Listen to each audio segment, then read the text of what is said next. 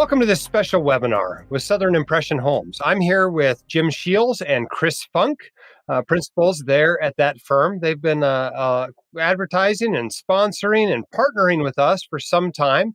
It was great to be in person with them at our recent WCI Con this year. But welcome to the webinar, Jim and Chris. Good to be here, Jim. Thanks for having us. Yeah, thank you for having us. Really appreciate it. Why don't we start out with a presentation that you have, and then we'll move into kind of a Q&A period after that. Excellent. So, Jim, why don't you go ahead and share your screen and start the presentation? Okay. Well, we appreciate you guys being here today. Chris and I have been working with Whitecoat for, about 2 years. We were introduced to the group by our friend Don Warner over at DLP, which I'm sure a lot of you guys invest with. And, speaking with Jim and Brett, I know that, with the power of real estate and trying to get a supplemental income from, the medical careers, there's lots of great options out there. There's funds, there's syndications, which both Chris and I invest in.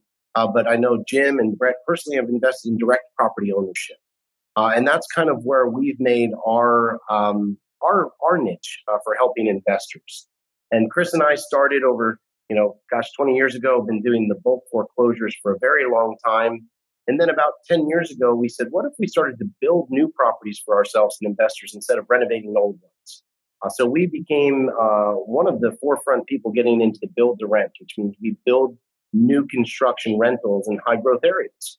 And right now, our company has over $637 million under asset management, $44 million in recurring revenue.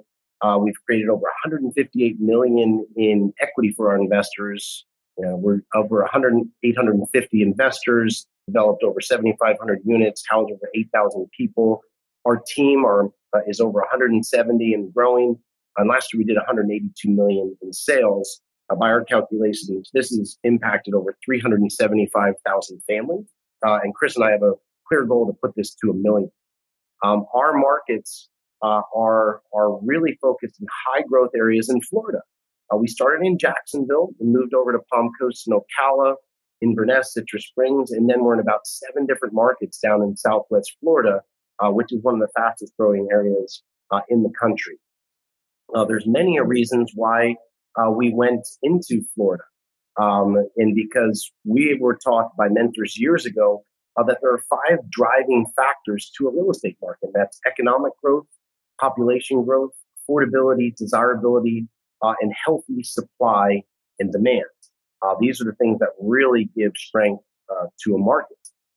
This was one of the things that came out last week in Forbes. There was only one city in Florida that was in the top retirees, and that was Jacksonville, one of our hub markets, which doesn't surprise us because when it comes to affordability, desirability, healthy supply and demand, population growth, and economic growth, Jacksonville really has that, and we try to place that in the same markets for what we do. I did want to spend a little bit of time before we move on. Chris, did you want to talk a little bit about our merger, our acquisition that came up over the last year, and why that's good for our clients and our business? Sure, Jim. Yeah. So, back in January of this year, January 2023, Sumitomo Forestry, through its wholly owned subsidiary Guillen Homes, which is also operates under the name Brightland Homes, purchased 80% of our operating companies. So Southern Impression Homes, Suncoast Property Management, and that acquisition has really enabled us to free up the capital side of our business. So, we're no longer utilizing third-party banks. It's a lot of internal capital. Sumitomo Forestry is a publicly traded company in Japan. So they're a 320-year-old company that started in the mining business in Japan many years ago, and has really gotten heavily involved in the U.S. housing market since about 1970. So it's really been a fantastic relationship, having the ability to operate as a private builder, still be nimble and be able to do what we do best, but have the backing of a public builder with the capital backing that comes with with a public company, without all the other strings attached. So it's really been great, obviously, for our operations, and for our ability to grow and scale out the business here in the years to come. Yeah, And one of the reasons that we were excited for Brightland and Sumitomo to come on board is they were present all over the world, but they yet were not present in build to rent nor in Florida. And one of the things that they liked about Florida was just this. Now, this is a graph from the Federal Reserve. Uh, the One of the biggest things Chris and I have always looked for is population growth. When we're building houses and wanting to provide rental property, we always want to have people coming in. And this was a very powerful graph that we found from the Fed. So we like the Southeast, and you can see this. This is Florida. You can look since the 60s, Florida has been just on a hockey stick growth upwards. And that gives a lot of strength and growth for not only values, but also rental demand, which is so important when we're providing investment property. Opposed to like Alabama, which Chris and I like the Alabama market, we like the Southeast, but we always chose to go into places with more population growth. We found that to be more prudent and safe for our investors and for ourselves. And we always want that population to have that kind of trajectory. So one of the reasons Sumitomo joined with us, they saw bigger projections in Florida, especially over the next 10 years than we even saw, which was really exciting. We've been having a lot of common questions. People joke with me, gosh, you got used to, I invested many years ago for a long time out in California, moved for better fundamentals to Florida. They said, you got used to earthquakes, but now how about hurricanes? Chris and I have learned over the years, how do you navigate hurricanes? One of the nice things about new construction property is it is required now since 2004 to build on higher ground, stronger structural designs and materials. And even though we're building in coastal communities, most of our properties are built at least 5 miles inland. And when insurance companies look at that for the risk ratings, it's very favorable. In fact, everyone knows that in this past year, we had Hurricane Ian, which was one of the most powerful hurricanes to ever hit Florida. We were very heavily invested down there in projects. And we're proud to say out of hundreds of projects, we only had 4 that needed insurance claims. And an interesting fact, Jim, is these 4 were just freestanding walls. We hadn't had time to tie on the roofs, which really gives it the strength and integrity. So these freestanding walls were knocked over in the wind. So we had to file the insurance claims on them. But something very cool is there was no flooding. And something Chris and I have learned over the years, wind is a damaging thing in hurricanes that can be really dealt with, especially with stronger structural design. The flooding is something that you have to look for. And with building to higher ground, I'll be the first to say, sometimes when we're having to bring in all this extra dirt, Chris and I would be, hoeing and humming and groveling a little bit. But, it's kind of like when your parents used to tell you, put on your seatbelt when you first started driving with your friends, and yeah. So you get in that first accident, you're really glad you had your seatbelt on. And that's what we just experienced with Hurricane Ian. So we're pretty proud to see that it's worked well. And insurance, especially on our new construction properties, and a lot of investors with White Coat probably have been happily shocked to say, gosh, I've heard insurance would be so much more. It depends on the property. Older homes built at lower line levels, you're going to have really high insurance. In new construction, we've been getting great rates. Another thing, Jim, that's been coming up, and we've had a lot of questions from White Coat investors of recent, it was in the news. President Biden introduced a new mortgage, basically tax to good credit people to help subsidize high-risk mortgages. It was coming up to an average mortgage about $40 to $50 a month. And everyone's looking out for their cash flow. And they've come to us and said, Jim, Chris, what do you guys think is going to happen with this extra $40 to $50 a month that's going to take off of our cash flow? Here's what we've seen over the last 20 years. This is not a political slant in any way. It's just a fact of what we've seen in all government intervention when it comes into our markets. Normally, the intention of who things need to get put on gets passed down to someone else. And what we've already seen with this hike in mortgage payment, we believe over the next year, you're going to see this extra $40 and $50 get passed into rental properties in the rent rates. So we're really not concerned about that. So we don't see this having a big effect on our investors. We've had a lot of conversations over the last month about that. We've also had a lot of conversations, Jim, about incentives. And you and I have had conversations. Brett has had conversations with us. One of the biggest things that has slowed down the real estate market or given concern, it was not actually the market or the pricing or the rents. What it was those rates. In June of 2022, we also have just this incredible fast rise in interest rates. And we found that so many people would say to us, gosh, if we could have just locked in a year ago, a year and a half ago, things would be different. Well, Chris and I take that pretty seriously. And on a program that we have been working on for several months, we've been able to actually bring an in-house program in to help you go back in time and get those rates before this crazy jump. A lot of our people are going, how are you doing this? You have a 4.75 program. We just got quoted at 7%. And as Chris might talk about, I know you might want to add on this, Chris, we're in the business now of buying money. We're actually pre-buying loans that can be used on our properties only. And it's giving that back in time approach, 30-year amortization, 10-year fixed, and a 4.75. And to help our investors, we're giving 1 year free management. Chris, I don't know if you want to add anything on how this in-house program works, because it is pretty fascinating.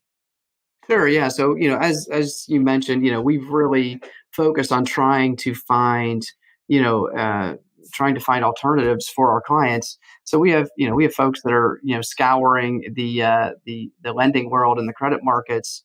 And, one of the things that they came up with was this program that really, is not open to the general public. You have to be a builder doing a certain amount of volume, because you have to go buy chunks of money at a set interest rate. So, what we can do is go to the market, do a trade, and buy this low interest rate, and we have to buy them in large chunks. So, it's one of the areas where we're able to create synergies throughout our entire network, because we have folks buying homes every single day that are looking to take advantage of this rate. And so what we do is we lump a number of those amounts together, and we go and we secure the money at that 4.75% rate. And then we're able to give that rate to our clients when it's time for them to come close their house. So, it's a great product for, particularly for properties that are, near completion or complete currently, because, we're able to get that rate, and we're able to lock it in right now. We're not sure how long we're going to be able to do this. So that's why we're only locking for properties that are that are complete or very, very close to complete at this particular moment in time. But this is a program that we really like, and we found one source for this, and we're looking into others to make sure that we can offer this in the future. But for the time being, we have what we have, and we're willing to share it with all of our investors. That's pretty exciting. I mean, you can't go out and buy a house you're going to live in at 4.75% right now, much less an investment property. So that's a pretty awesome deal. It just makes it much easier to turn a profit. Yes. Yeah. We want to get people off on the right foot. We look at property long-term, Jim, as we've discussed. And if we can get in a great position right from the get-go, we know if history repeats itself, the building effect, especially if you're in the right areas, right property with the right management, we have a great future ahead. And being able to get in at this rate, we're separating ourselves and our investors from what other people are able to do, which is very exciting. And a lot of white coat community people have already been getting qualified and getting in on some of our properties. And for our properties, we are offering this on all of our properties, single family, duplexes, and quads, and we've had people buying all over the array of these properties. And that's in all of our markets of things available. When you look at some of our properties now, these are things that our sales specialists will go over with you, but our overall caps are between 5 and 7%, going on single family right up to quads, and, total return on investment with all of the tax benefits, deductions, depreciation, you're looking at about a total return of 26% when you add everything in, which is a great starting point. Same thing with Port Charlotte, it's another popular market in Southwest Florida. Again, we'll go through all these cap rates averaging between 5 and 7%, a great overall return. Duplexes in Palm Coast, we've had a number of people investing in the Palm Coast area with us through White Coat, one of my favorite markets. And that duplex, gives you 2 tenants under one roof, still one loan. With the 4.75 really does do well. even going up further. And we've actually just this week, I know, done some properties with White Coat community people on quadruplexes in Jacksonville, our hub market, which has had, again, a lot of attention over the last few weeks when Forbes announced it as one of the top new places for retirees. Because yes, retirees will move into our houses, Jim, but it's more the jobs that the new retirees coming to an area will provide. Those are the people living in our properties, which is a great replaceable income, hardworking class, which we want to work with. And again, producing great returns right off the get-go. A lot of that help from the 4.75. So we have able to contact our team for that, and that's pretty much our whole presentation, Jim. And just wanted to answer questions. Awesome. Well, let's get into some of the questions.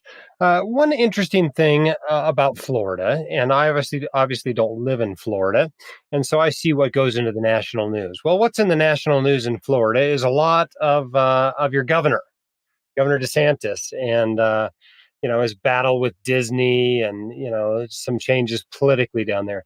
Do you see any impacts of political changes in Florida the last few years on your markets or on your properties, either positive or negative?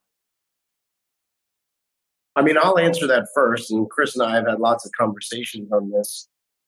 One of our principles now, Jim, or things to avoid, is the pitfalls that can come in a state where you can't collect rents is very real. And we had some friends in parts of California and upstate New York who had a really hard time collecting their rents through the pandemic. Right or wrong, when you have your own portfolio, that's something you really have to watch. In Florida, going through something as crazy as the pandemic, we saw that, and again, this isn't a political slant either way, we were able to collect rents. Issues we heard elsewhere were not. So I actually feel more confident in Florida, more successful. I got to be honest, our Georgia markets, which we've had, it was harder to collect rents. And for me personally, I just want to go where it's landlord friendly. And landlord friendly doesn't mean even slanted towards the landlord, but when push comes to shove, will I be able to collect my rents? So I actually believe through the pandemic and some of the craziness, we were able to be seen as a place where it's landlord accommodating, which I think is fair and has been helpful. Chris, I don't know if you have any opinion on that. No, I second what you're saying. We saw in, what I would say in Georgia were some, very, very abusive to landlord rules, where you couldn't remove tenants that weren't paying. And and it caused some heartache. Whereas in Florida, we just didn't see that. We had, a significantly higher collection rate in the state of Florida through the pandemic than we did in Georgia. And those are our two, our two data points. But I would tell you that Georgia had a heck of a lot better collection rate than New York or California. So. I think that property rights mean something in the state of Florida, and I think that was reinforced throughout the pandemic by the administration. Let's talk about taxes for a minute. I mean, one of the great things about investing in Florida is there's no state income tax. And that's nice, because a lot of the beef I hear about people about investing in private real estate is they hate the fact that they may end up, if they invest in a fund or something, they may end up having to file in 6 or 8 or 10 states just from that one investment. What are the tax implications of investing in your turnkey properties in Florida? Yeah, well, I mean, Florida obviously no state income tax, so it's and that's one of the reasons that Florida is growing so fast. We've got over 21 million people in the state, growing at over 2%. We're at over 400,000 people coming to the state every year. So we have more than 1,000 people a day coming to the state of Florida, and I don't think it's any secret that a big part of that is the fact that we do not have state income tax. In fact, for me, Jim, many moons ago, about 18 years ago, I left California. I 1031 to exchange a number of my investment properties out there into properties in the Jacksonville area. And I said, wow, when I moved here, I saved 9.9% on my money. And so I always gave that quote, Hey, when I did this back in 0405, I moved my property, 1031 exchange, was able to go into more, and I saved 9.9%. Well, last year, someone said, hey, you need to stop saying that. And I said, well, what do you mean? It's now 13.4%. I said, no way. So it actually went up about 4% more, which was a big aha for me, because when you start to really add up those numbers, where it went from 9.9 to all this, could that continue? Normally things continue in a certain direction. So that's a real big thing to consider, because that does start to compound, especially when you're a long-term buy and hold investor like yourself. Yeah. I Yeah, can't for tell you how sure. many of our investors have bought properties from us as investments. And then, within a year or two, they're living in the state as well. you know, Yeah. Who would you say is your ideal investor? Our ideal investor is someone who's looking, when for the white coat community especially, and we've worked with a number of them, is someone who really enjoys what they do. And like I've said to you, my own history of the medical career, like, please keep doing what you're doing. I give all my family reasons of things that white coat people have done. They like their career, but they want to have supplemental income. They want to buy back their time. They don't want to create a second or third job. They're looking to build a small portfolio with us, that they can leverage off of and earn an income off of, without too much involvement. They're wanting to plug into a system, not create a system.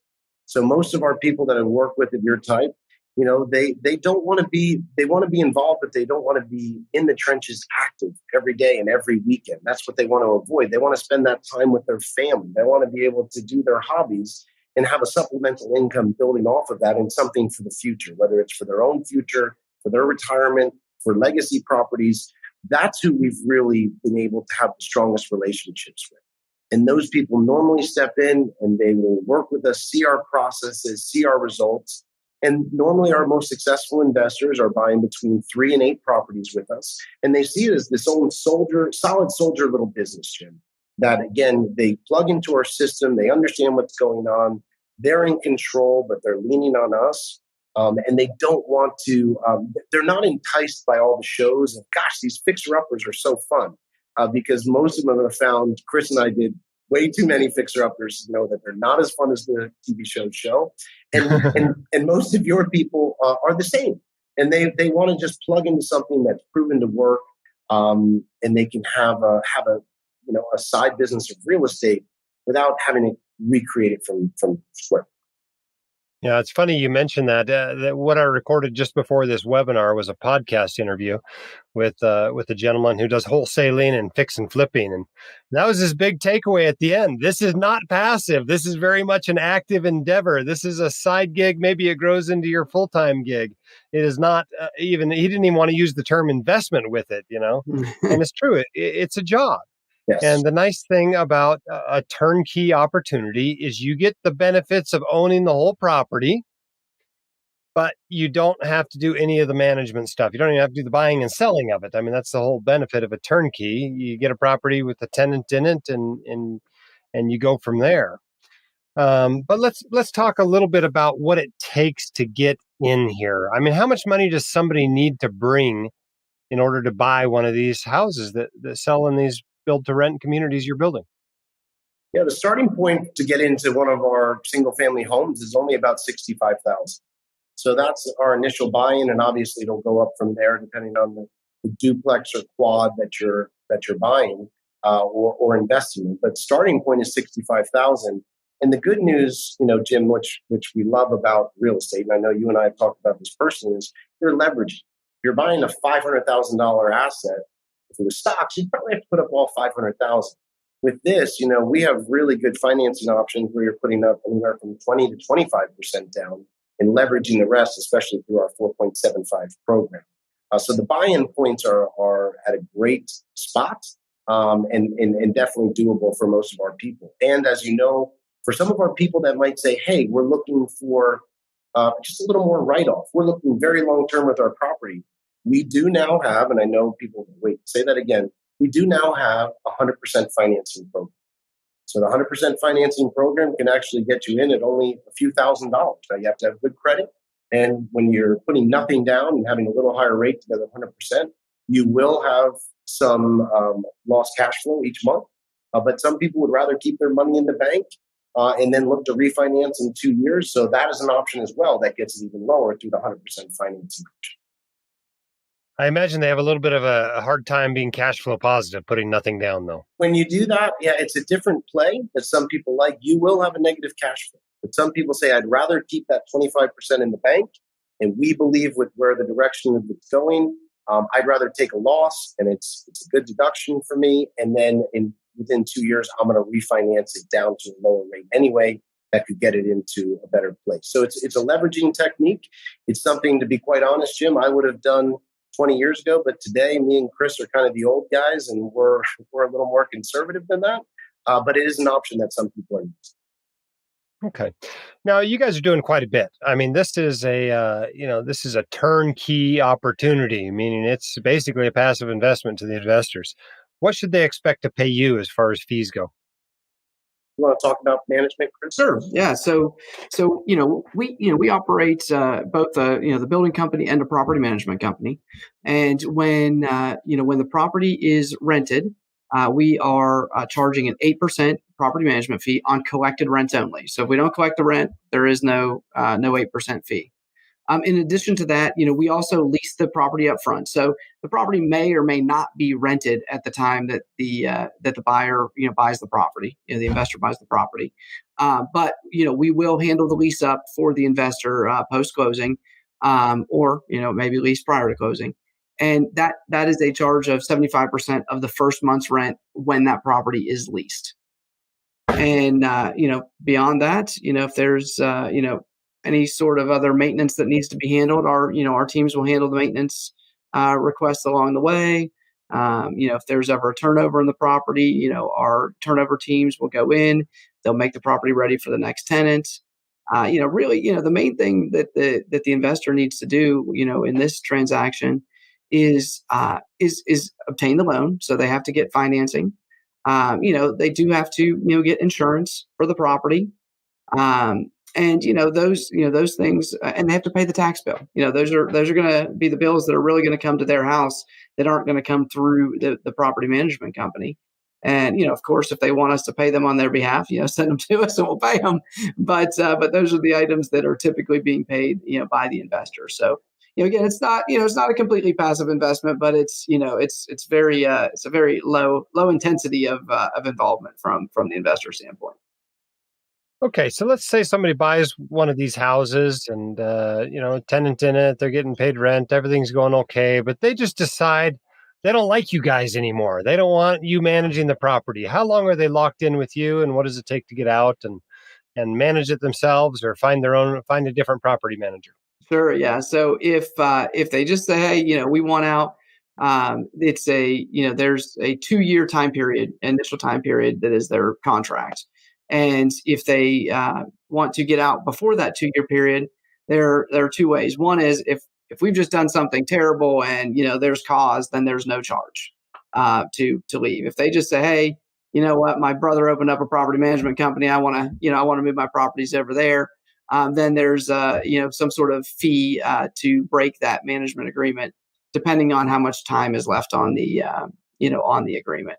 It's not overly burdensome. But it does vary depending on how much time's left in the agreement.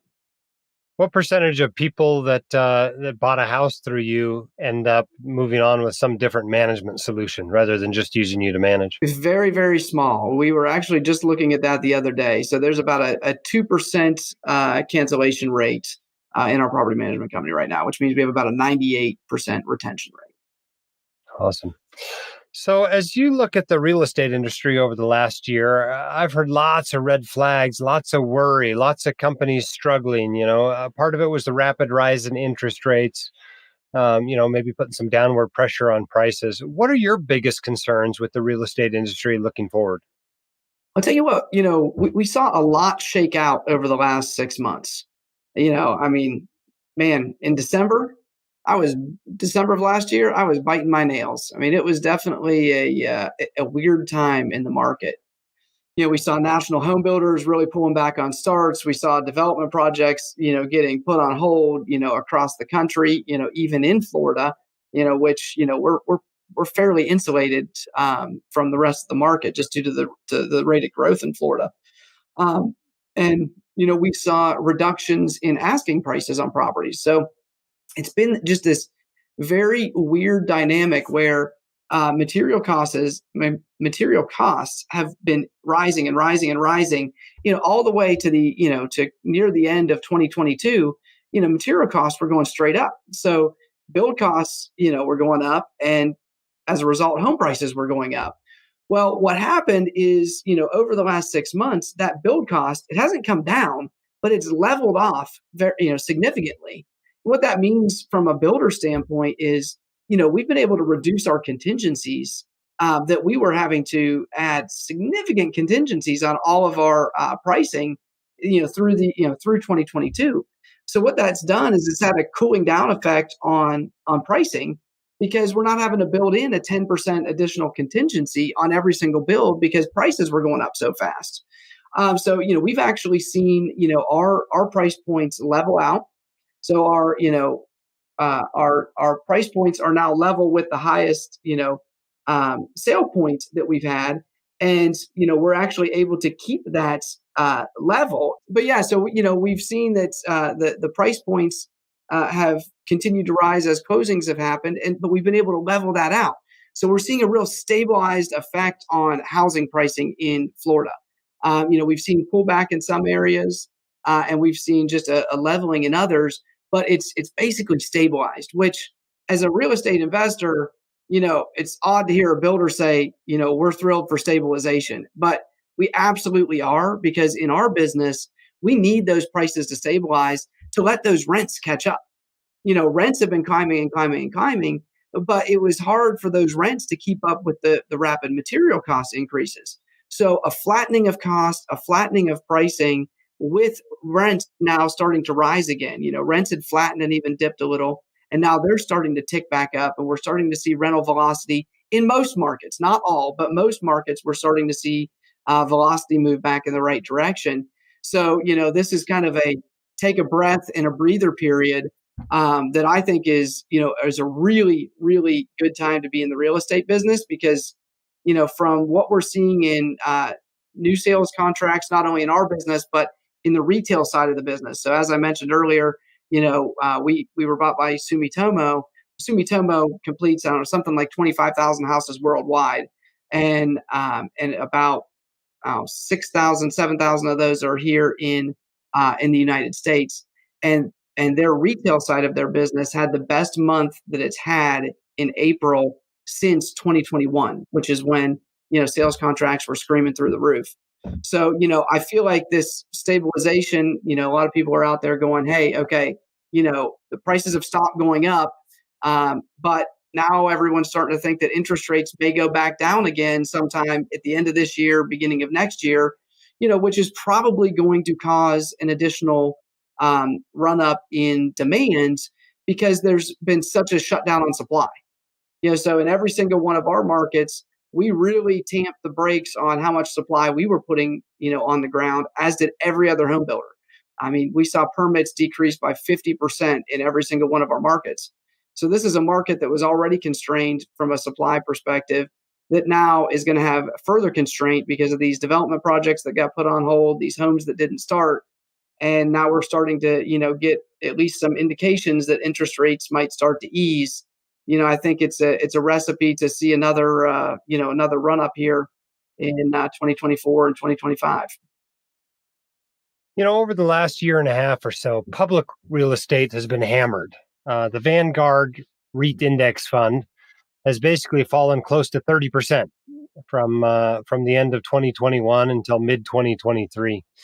What have you seen the values of the properties that you've been, selling in these build to rent communities? How much did they drop in that time period? Well, I would tell you, in that time period, they've gone up significantly.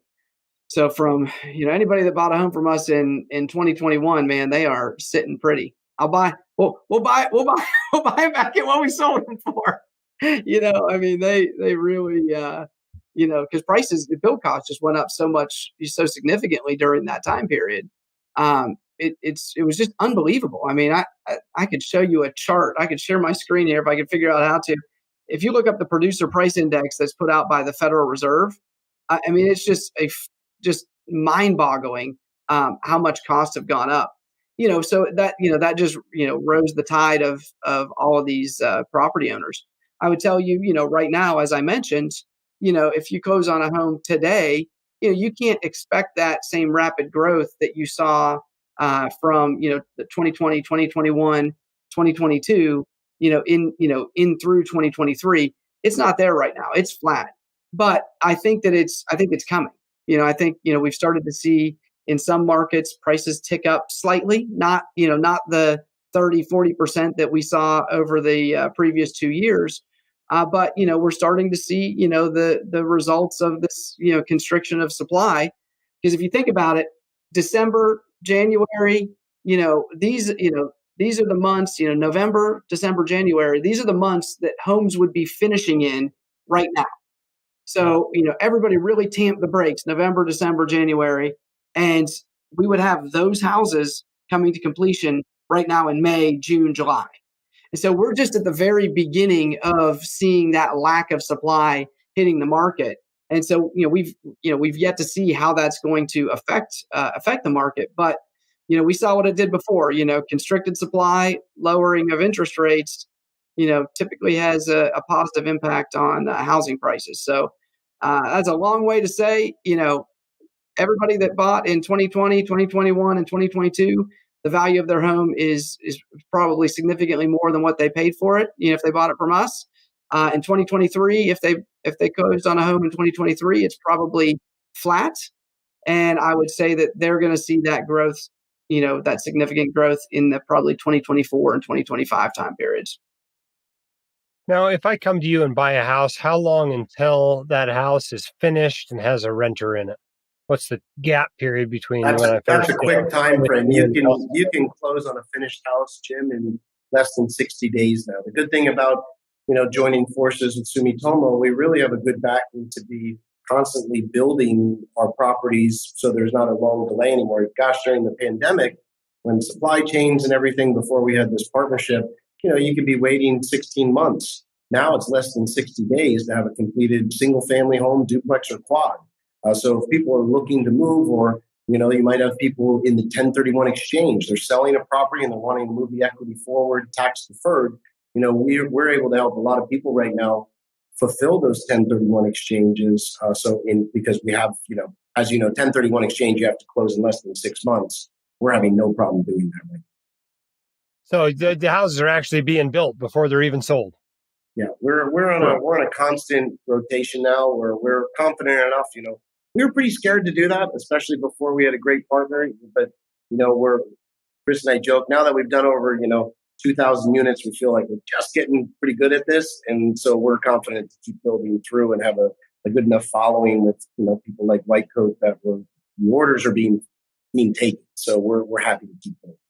Yeah, and I think, and again, it just goes back to, we're always trying to find solutions for our clients. And, our clients were saying, hey, with this interest rate volatility, we're just having a really hard time, contracting on a home pre-construction. Now we're starting to see some of our clients coming back, and, one of the benefits of build for rent is, people are able to kind of plan their investment strategy. So we're starting to see some folks coming around looking to buy homes in earlier stages. If maybe they're planning, they've got a liquidity event that's coming up in 5-6 months, and they want to make sure that they have a home locked in at at current pricing, before prices start to go up again. We have started to see some clients coming back to that, with the thought that interest rates are going to ease. But still, to Jim's point, I'd say the vast majority of our clients are still, nervous about this interest rate volatility and looking for quick closings to mitigate that potential risk. Awesome. Well, for those who didn't hear at the beginning, I've been talking with Jim Sheils and Chris Funk. They're with Southern Impression Homes. Best link to get there is whitecoatinvestor.com/SI Homes. But we've been talking about their investment opportunity in Florida. Essentially, you get to buy a turnkey home. You own the entire home, but you don't get any toilet calls. They put the tenant in, they build the home, they sell you the home, they help you sell it when you're done with the investment. They do the property management. They take care of everything, but you get the benefits of owning the entire home, including that depreciation and the control of when it is sold, rather than having, a fund manager or syndication manager selling that when maybe you don't want to have those capital gains. So thank you so much for coming on and doing this webinar with us. Are there any last words of advice or wisdom that you have for our listeners today? All I'd say, we've really enjoyed working with the White Coat community. The way I see it is you guys are really giving a strategy, and in real estate, funds and syndications are fantastic. We personally invest in them, but we also personally invest in direct property ownership. And that's where we feel we can really help the White Coat community, supplying that without the headaches, able to buy back your time and spend that time with your family and let us supply the supplemental income for the rents. And that's what we're here for, and we look forward to doing it. Awesome. Thank you so much. Appreciate your time today. Thank you. Thanks, everybody. The hosts of The White Coat Investor are not licensed accountants, attorneys, or financial advisors. This podcast is for your entertainment and information only. It should not be considered professional or personalized financial advice. You should consult the appropriate professional for specific advice relating to your situation.